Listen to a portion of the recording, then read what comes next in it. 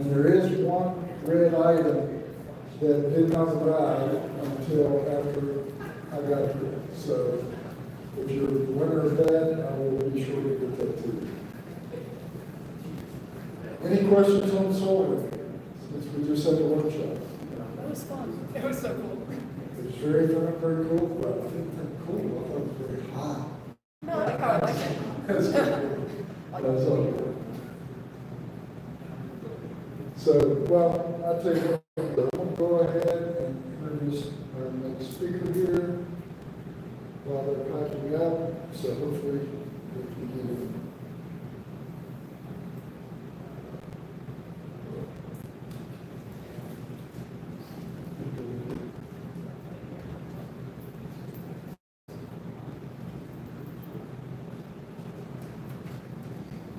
Okay. Oh,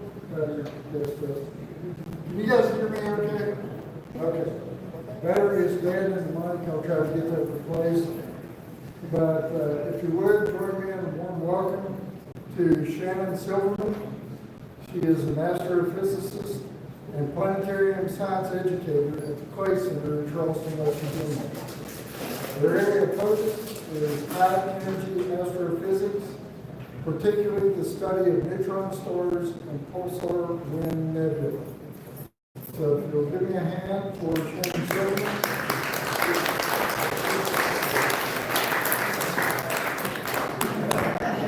And Shannon will be presenting night sky, or traversing the night sky for us.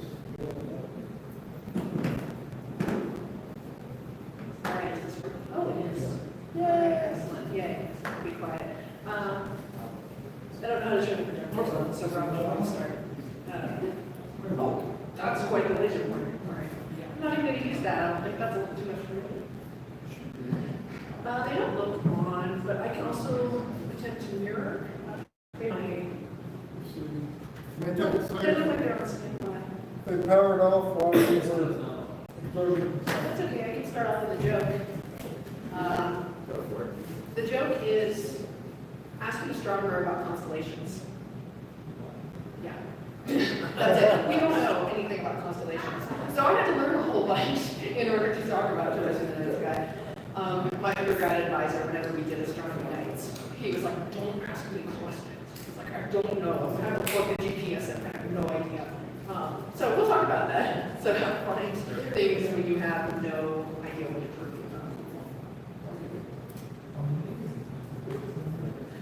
Look at that. Hey. Okay. All right. Let's see what we can do here. We're not going to do contents. Who knows if I'll even be on the table or keep the table contents. Okay, anyway. What are we looking at? Does anyone know some things that are in this image? Some of you might, some of you might not. Stars? Stars, correct. Different color stars, yeah, and that's important. There's dark matter, for sure. There's probably a galaxy we can't see in there. There's a really famous asterism, so an unofficial constellation. Can anyone see? The Dipper, yeah, exactly. So the Big Dipper is in there. There's a pretty bright star, an orange star. Does anyone know which star this might be? Arcturus, exactly. So Arcturus is amazing. And so in the summer, we have even slightly clear weather, you're going to be able to see Arcturus, and it is so beautiful. But how do we know that that's what these are in this image?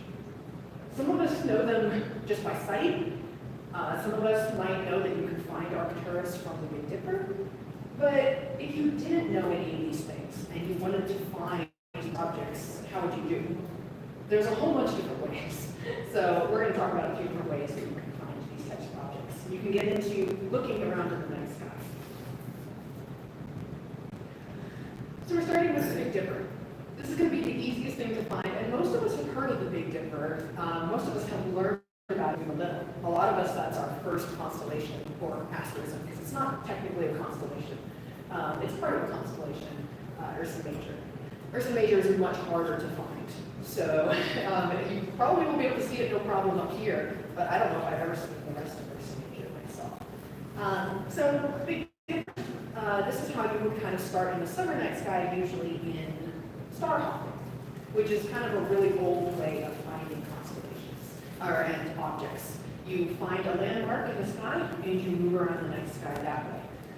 So this is a particularly easy to see asterism, and it's a great guide to two particular objects. One of them is Polaris, so our North Star.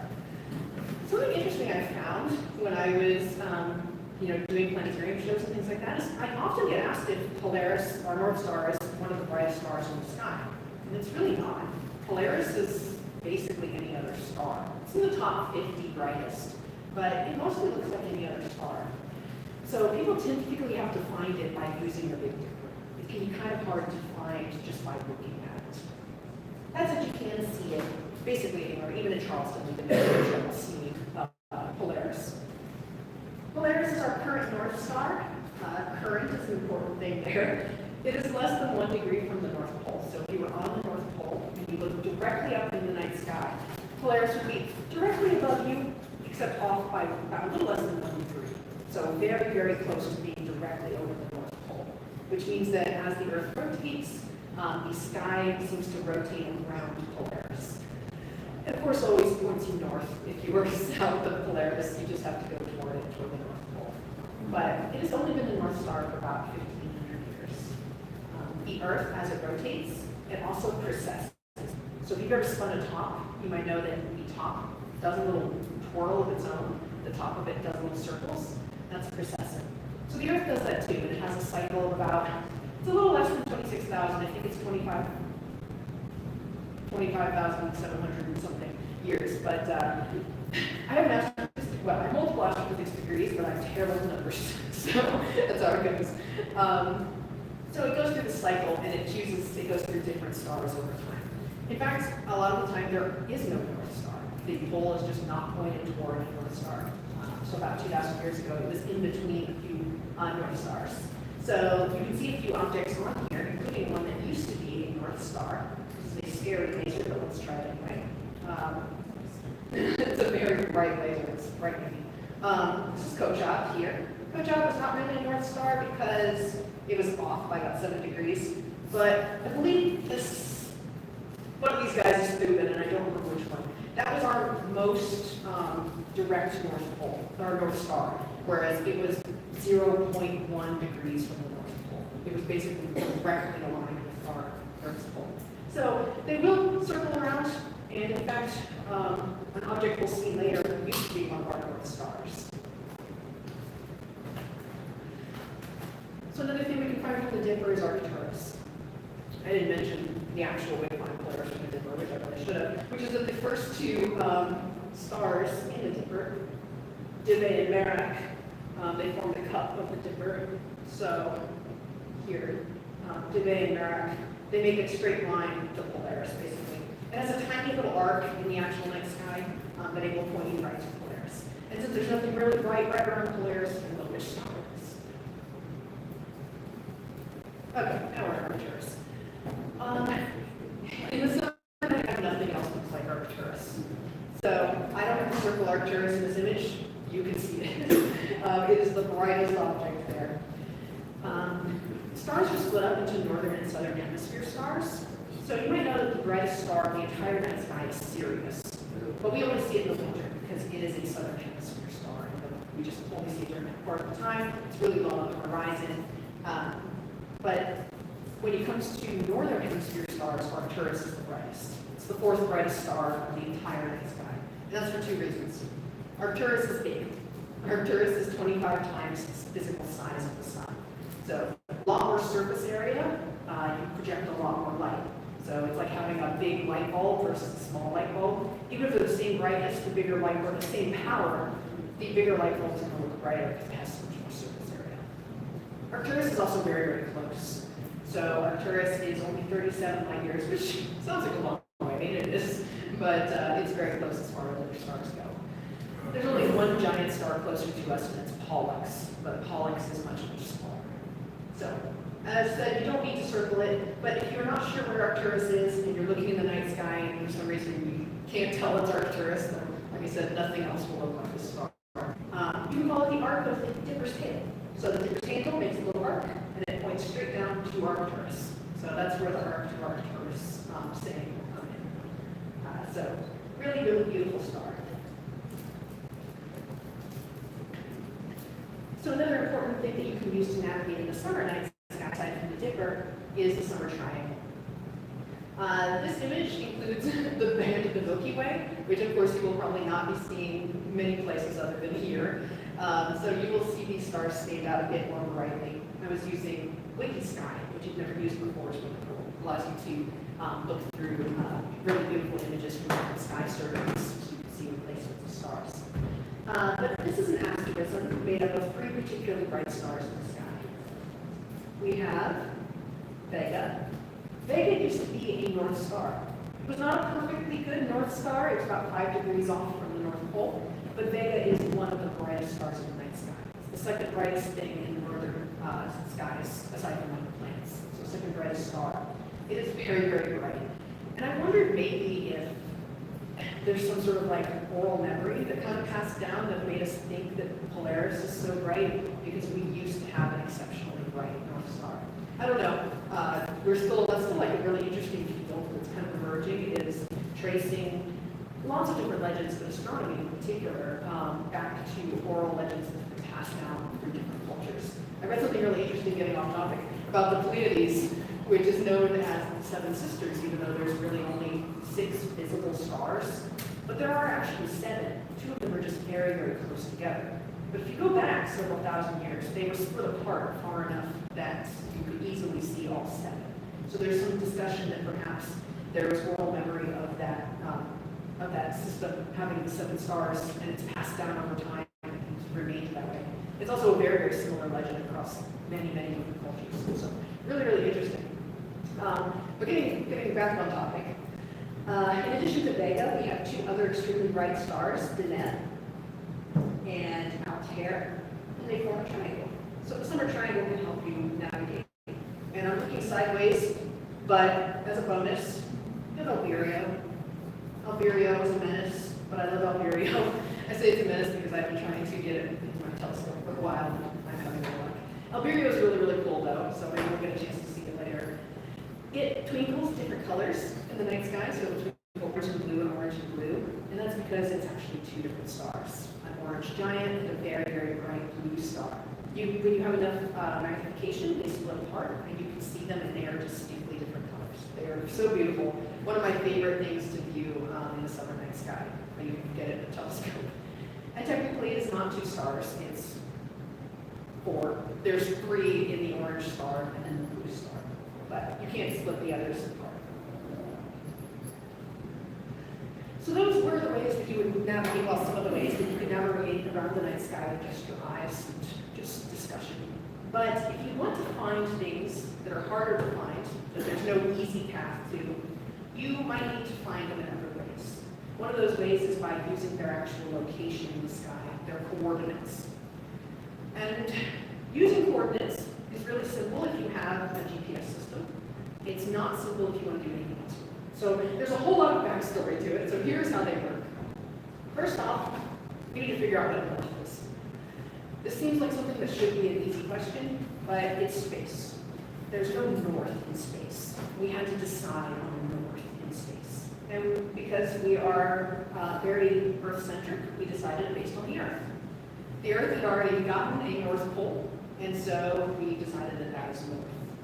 We've kind of defined north in the solar system as if you look down on the planet, it should rotate counterclockwise, unless you're Venus or Uranus, which are special and don't live otherwise. So they're their own special thing. But in general, we just go based off the Earth. Most of the planets are oriented the same way as the Earth. The problem is that we have a whole bunch of different planes we can talk about when we talk about the Earth. We have the ecliptic plane, the path that the Earth moves around the sun. So you can imagine it like a plate with the sun at the center, and the Earth moves around on the surface of that plate. Other planets move around based on the ecliptic as well. Some of them are slightly higher, some of them are slightly lower. They move around the ecliptic. The problem is then that the Earth is tilted. So we have a 23 point whatever degree tilt that creates the seasons. So we also have to consider, are we going to take that tilt into account? So we now have 2 different norths. We have the north ecliptic pole, straight from the north, the ecliptic plane, but we also have the North Celestial Pole, straight off of the Earth's North Pole. So we can use the celestial poles for this. So that was what was decided on. We're in the Northern Hemisphere, of course, because we're above the equator in the north section. We can still see Southern Hemisphere stuff. Things are just broken up into Northern or Southern based on that celestial plane of the Earth. So now how do we place these stars? There's this. It's disgusting. So the way we've gone here is we've oriented that the North Celestial Pole up. And we have the equator that lines up with the Earth. The ecliptic is of course tilted, but we can ignore the ecliptic because we've decided to do away with it. So now we have to decide where the stars and other objects are. So we needed to figure out where the Earth is going. So it's set on the spring equinox. At the spring equinox, we place Earth where it is in its little cycle, and then we place the stars around it. The sun at sunrise during the equinox is at 0, 0, which makes it really easy for us to then orient. So the way we orient from here is we look at two different features. We look at the right ascension, or RA, and we look at the declination, the deck, as we tend to do it, because astronomers love to abbreviate things and just not say entire words. So we're going to talk about declination first. Very, very easy. Horizon, flat, 0.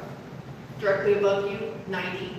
Declination is the degrees between that.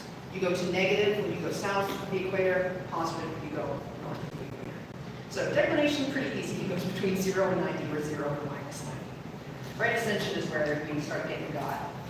So we have the direction of the sun at 0. And then as we move east, we increase in our right ascension. And it splits the entire night sky into sections of 24. So we have 24 hours.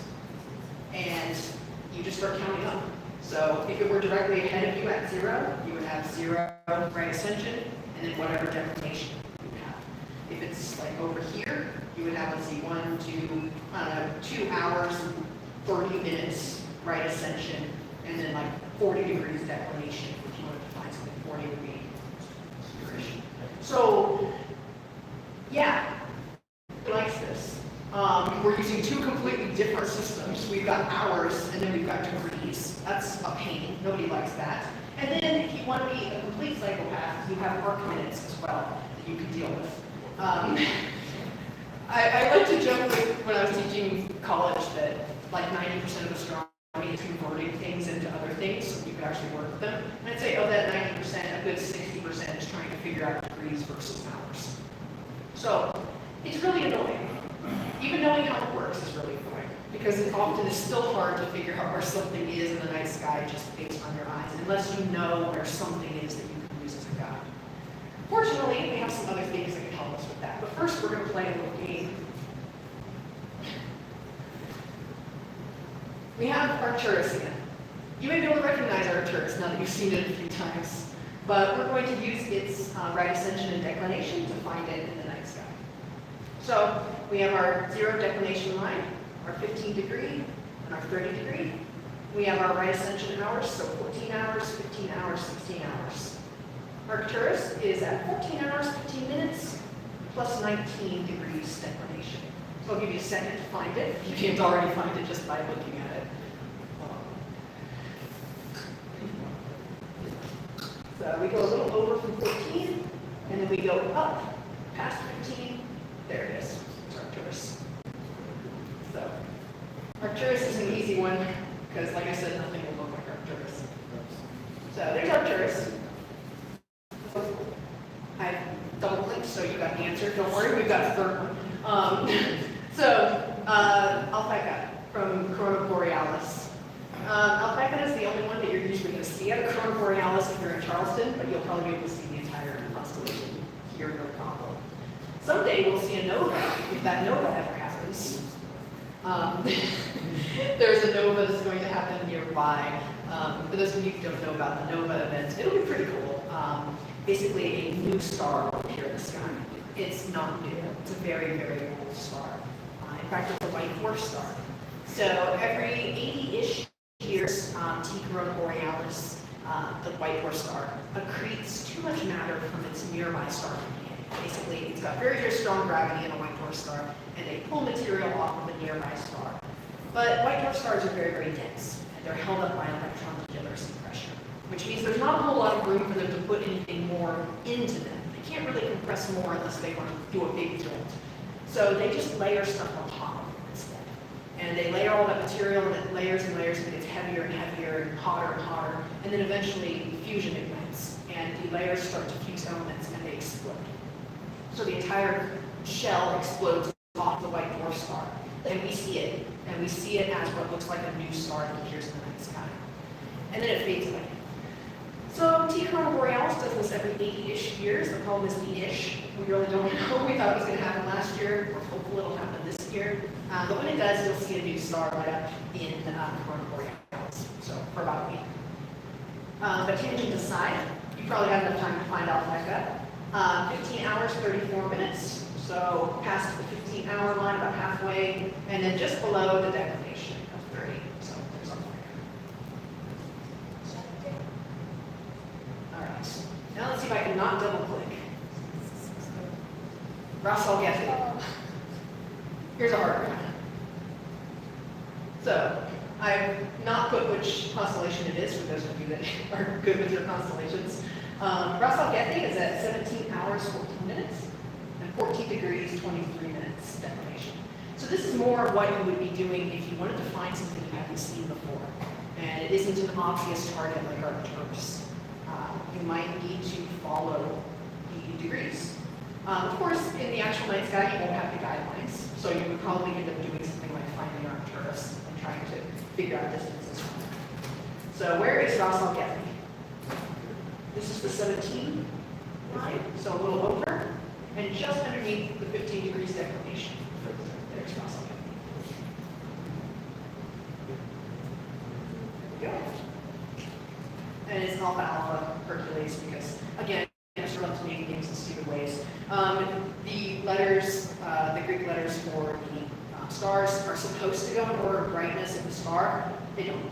So eventually they do run out of letters, and you have to start with a double letter. Okay, but how do we know where things like Russell Getty are?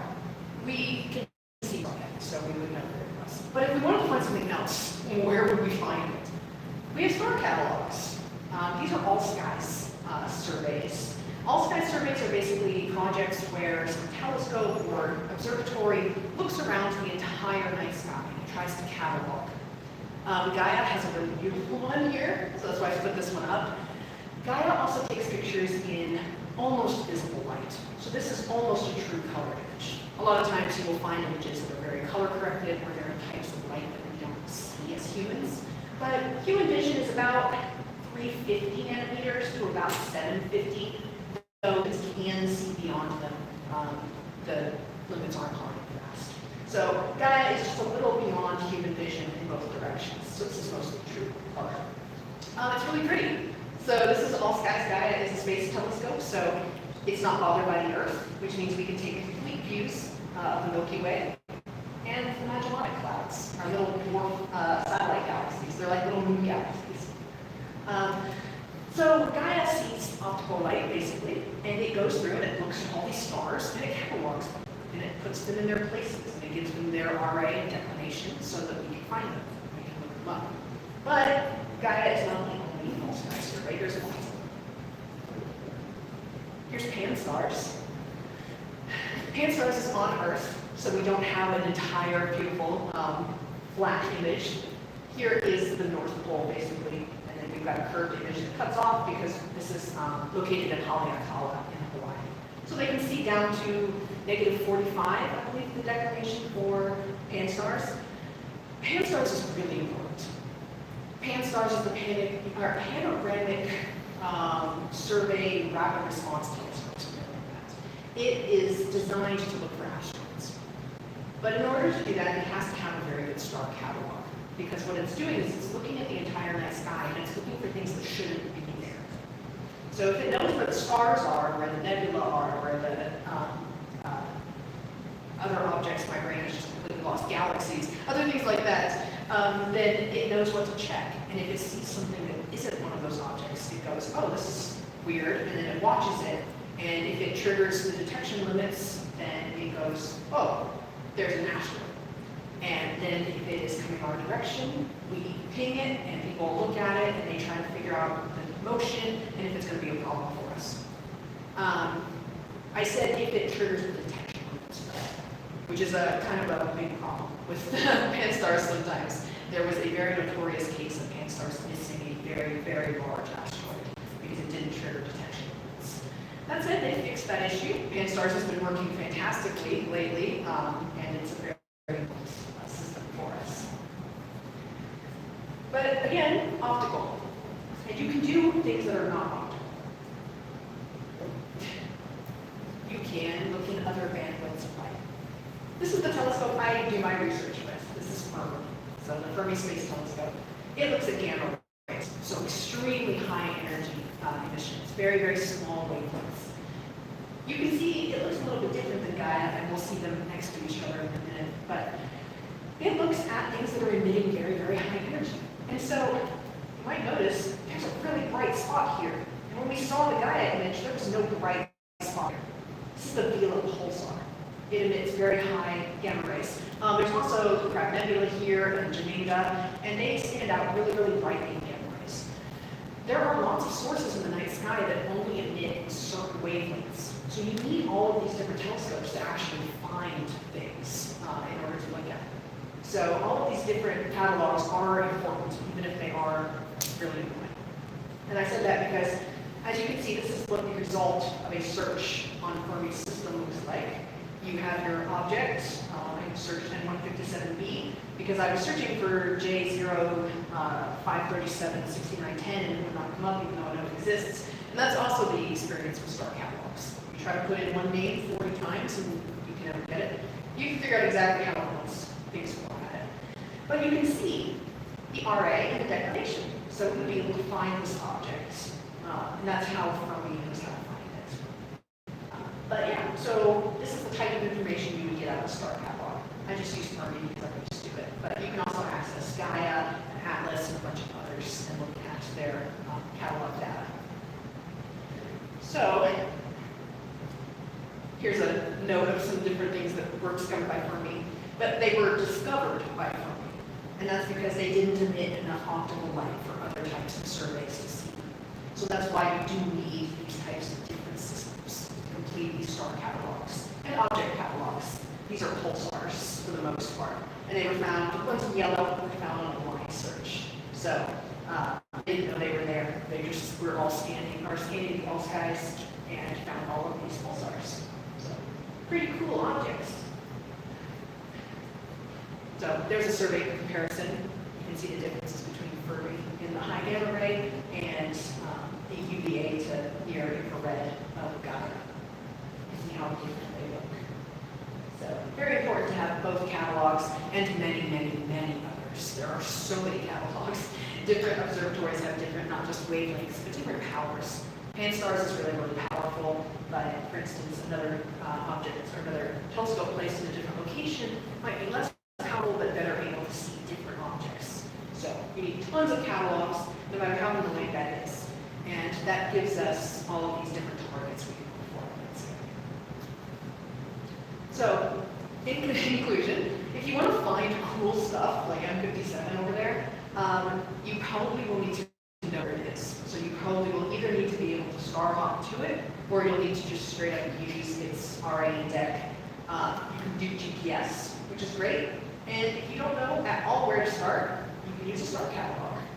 And you just go out and look for stuff. And hopefully you'll see it. So, I think that's it.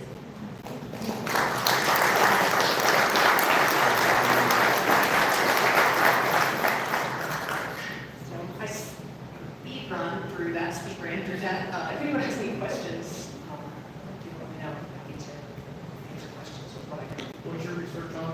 I researched pulsar wind nebula. So I haven't done it in a little bit, but the search that I did with Fermi for N157b, that was the nebula that I did my research on in grad school. It's basically an area around a pulsar. When a really big, powerful star reaches the end of its life, it collapses and has a supernova. Depending on the mass of the star, you get a different result. You'll get a pulsar or a black hole. If you get a pulsar, all of that star material around the pulsar is still there after the supernova. It's expanding out into space. But the pulsar has really, really powerful beams that sweep off its magnetic field, or magnetic poles. So it gives off tons and tons of energy. And as that beam sweeps around, it interacts with the material left over from the star in the supernova. And it basically super energizes it. If you've ever seen the X-ray, like the Chandra images of the Crab Nebula, you can see these big rings inside of the middle of the Crab Nebula around the pulsar. And that's because the pulsar is giving off so much energy into that star material that it's creating shock waves. And that area is the pulsar ring nebula. So that was what I studied, the pulsar ring nebula. They are really, really interesting places that you don't really get anywhere else. They have types of dynamics that you don't have anywhere else. There's a type of energy emission that's kind of not discovered, but semi-discovered in pulsar ring nebula. We knew of synchrotron emission for a very long time, type of energy released by electrons as they move in a magnetic field. But they have a cap. There's an energy cap for synchrotron emission, and it's not that high. I don't remember where it caps, but it's somewhere down, like near infrared. But we see really, really high emission from pulsar ring nebula, some of them, the Crab Nebula and the one I studied, and another one, I can't remember his name. But they flared, and they would do this weird flaring activity where they gave off tons and tons of energy for just a short period of time. And scientists could not figure out what was going on with them. We had only seen it from the crab, and then we were kind of seeing it from other stuff. Eventually, it was figured out that what was happening was that there was magnetic reconnection. So basically, magnetic field lines were converting their magnetic energy into other types of energy, like kinetic energy. And they were basically letting off tons and tons of energy.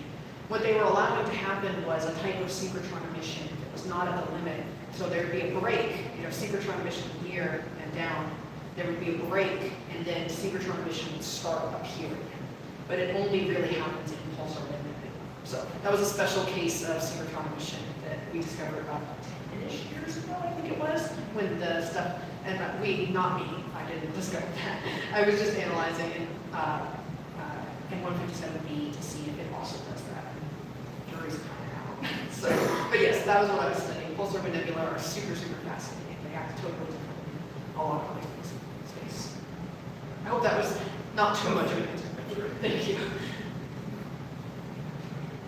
So, in your research, are you using data that's already been collected, or are you getting count on some of these steps and gathering new data to integrate with existing data? Yeah, I'm using. Question? Do what? Repeat the question. Am I using data that has already been gathered by the satellite, or am I able to specifically request time on the satellite? For me, I don't believe allows requests for time from anyone, unfortunately. It may, but for the most part, for me, just does an all-sky survey. So it just looks over the entire night sky and dumps all of that data to a server. And then anyone can download and analyze the data. So I'm not requesting any single time. I'm using data that's automatically collected by the satellite. So, yeah. Then there's a lot of cleanup. So you have to, of course, pick your energy ranges. You have to download the data. You have to process it in the right way. You have to make sure the catalog that it's looking at is correct, because half the time it's not.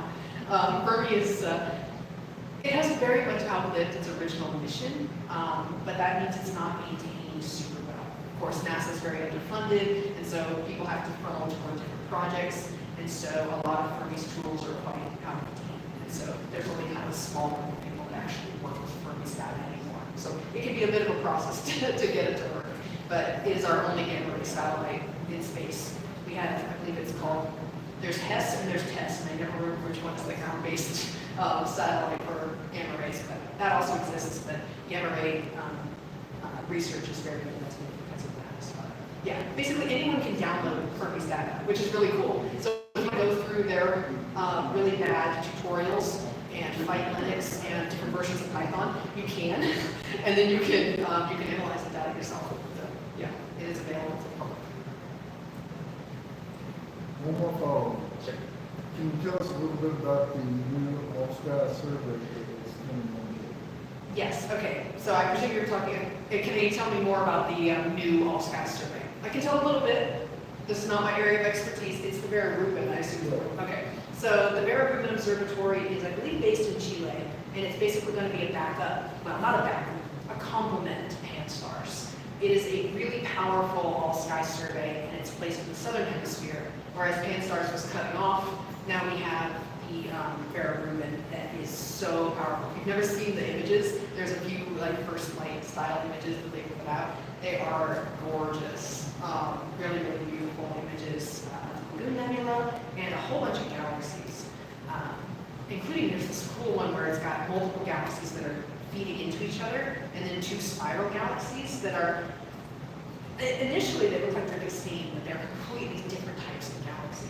In fact, I can only find the picture. I don't find it all the time. I don't feel bad talking about the picture. Not, don't judge my computer.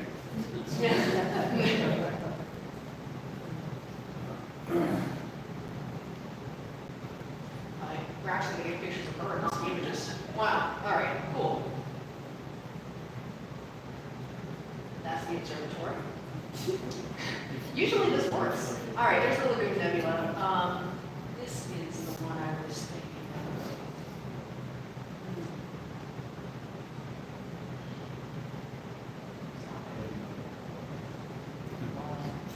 All right. Not the best quality image in the whole world, but you get the idea. So we have three galaxies that are interacting up here. These objects are stars. As you can see the big diffraction, chromatic aberration, diffraction spikes. But these two galaxies here, and I don't know if people can see these two, they initially look like the same kind of galaxy, but they're very different. So spirals can be classified in lots of different ways. They're both spirals. They're both pretty bluish. They're both relatively the same size. But you can see a whole bunch of differences in them. One, they're wound opposite directions, so the ways they move completely different. The other winding is completely different. The cores are completely different. One has a bar and one doesn't. So we have a standard neutral center and a bar structure in this one. So see the bar structure in this one. There's a round center in this one. It also looks like one is a grand design spiral. So this one here has one arm that curls like that, and then it has one arm that curls like that. So, and we have one arm here, it goes like this, and we have one arm that goes like this. When you have only two arms in the spiral, it's a grand design. This might be a grand design spiral, but I really can't quite tell. It's a little too nebulous toward the center for me. But yeah, so really beautiful telescope, as you can see. It has incredible definition. It's very, very powerful. And you can see really beautiful photos. So it's also going to be doing all sky surveys. It is also going to back up Pan-STARRS with the asteroid detection, but it is just also going to be completing basically all sky surveys in the south because Pan-STARRS can't see there. So yeah, really, really cool. I was very excited. Do you project that on the planetarium? I do, yeah. I put it full screen up in there. Yeah, those galaxies are huge on the planetarium screen. Let us know the next time you do it. I can do it at the end of any show. If you come to the live shows, and if I'm doing it, or if maybe Maggie's doing it, she works with me at the Play Center. She's learning planetarium shows, so she's doing very good. Yeah, we can definitely do it. So if one of us is doing a show at, we don't do the 3 o'clock shows at the Play Center in Charleston, we can definitely pop these images up on the dome for you, along with a bunch of the James Webb photos. And nothing like seeing M57 on the dome like that. It's so gorgeous. Yeah, really, really cool. That's about all I know about it. Unfortunately, I don't know what specs or anything like that. But yeah. Any other questions? All right, thank you all.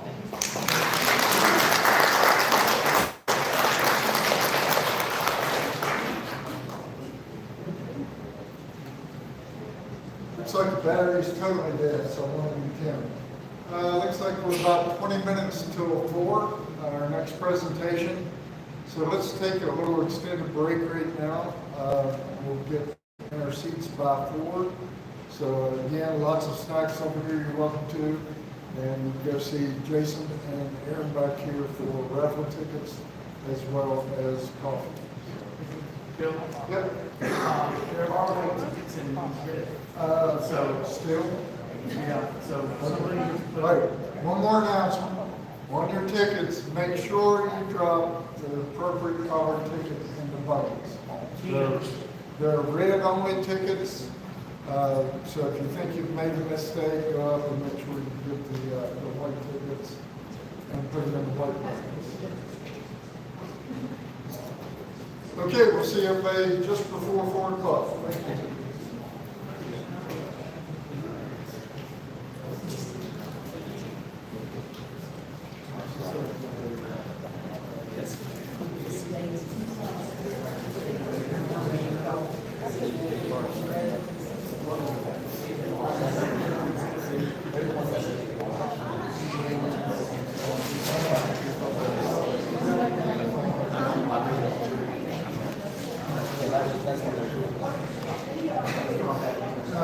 Sir, Tina Brandon. The white tickets in the red bucket.